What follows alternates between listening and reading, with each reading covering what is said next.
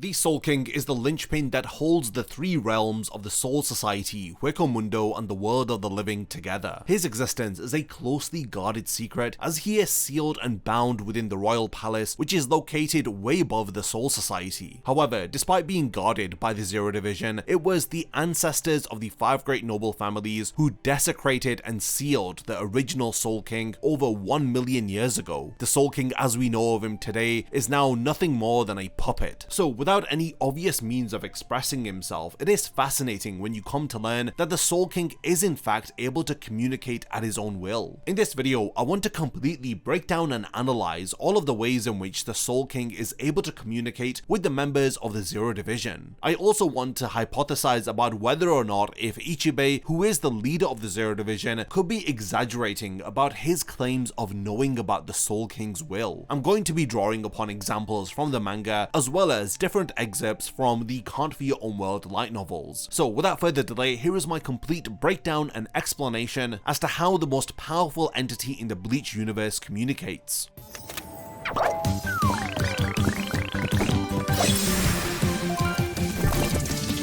Discover the Undead Collection and be amongst the very first to join us on our journey over at getsuga.com.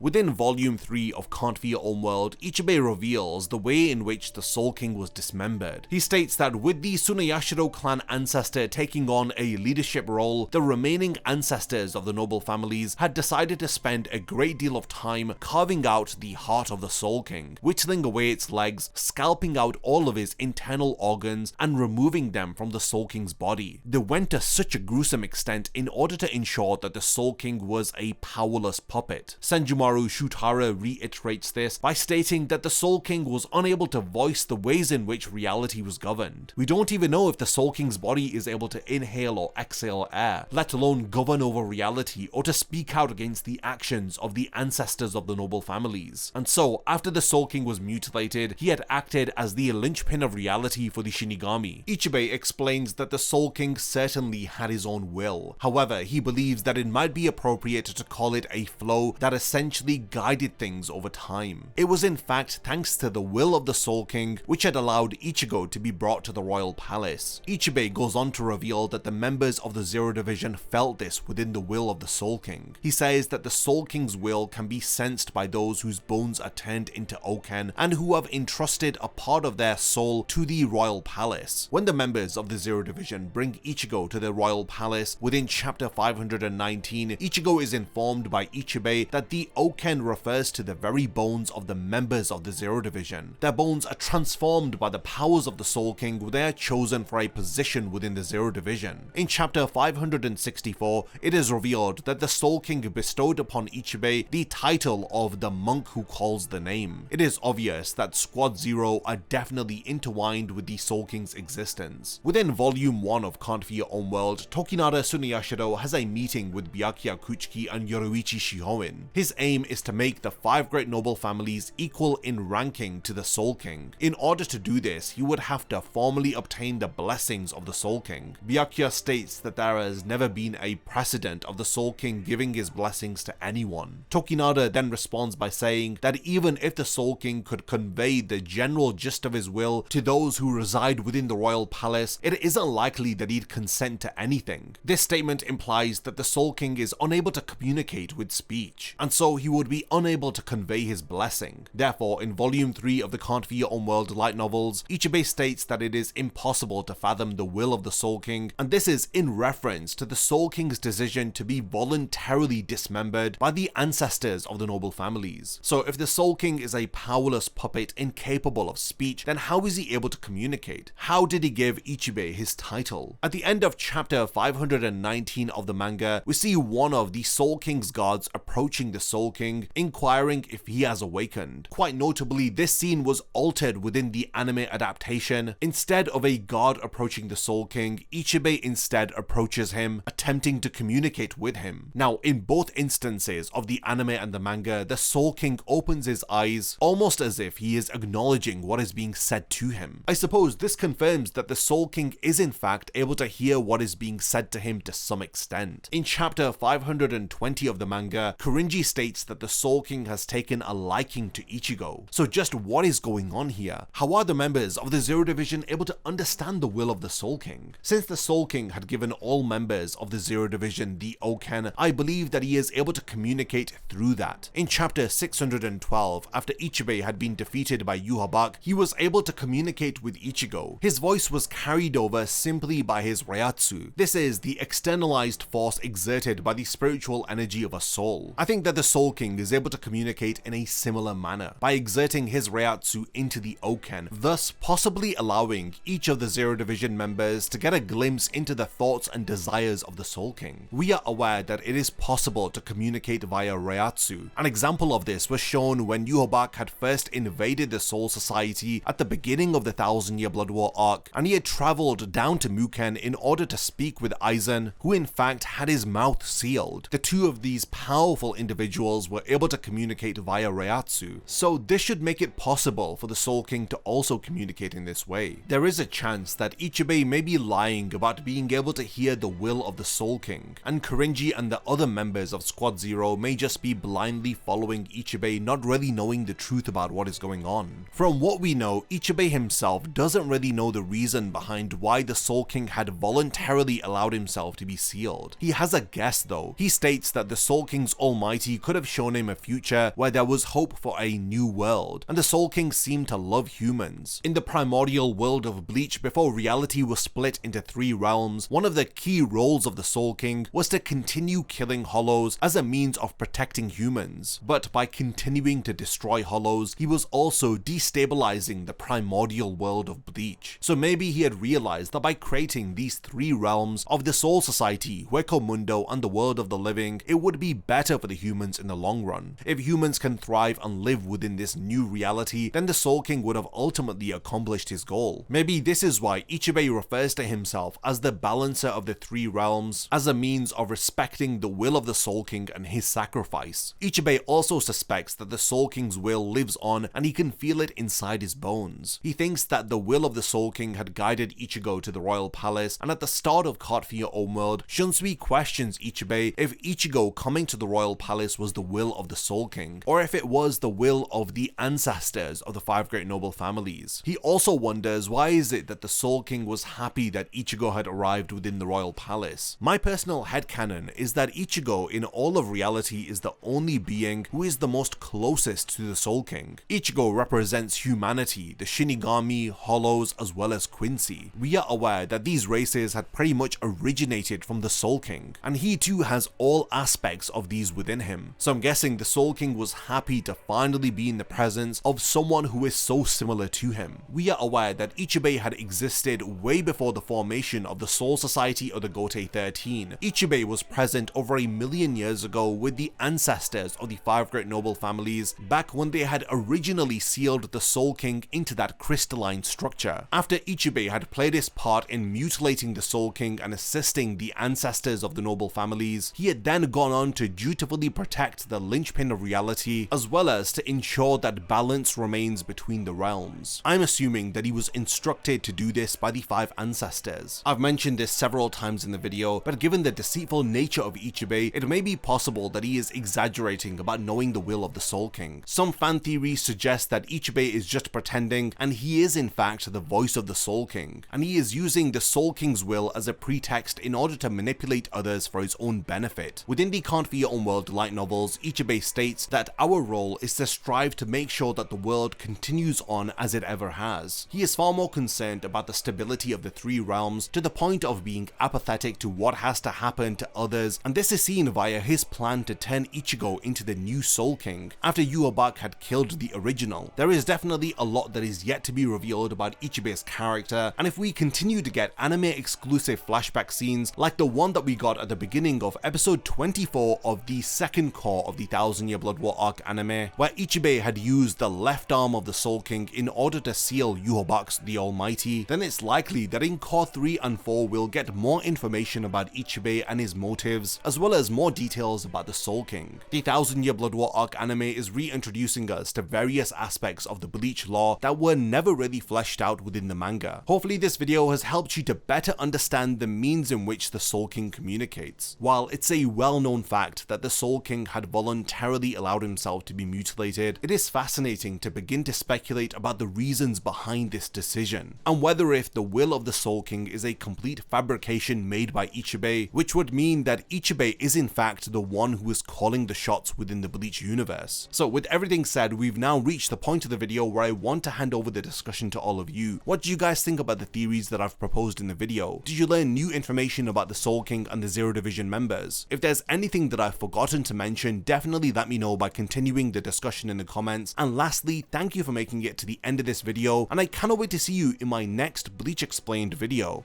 A massive thank you goes out to all of my amazing Patreon supporters for helping to make this video possible. If you also want to support the channel and see your name in the end of my videos, then check out my Patreon, which has loads of perks like early video access and so much more. Thank you for sticking around till the end of the video, and whatever you contribute will mean a lot to me.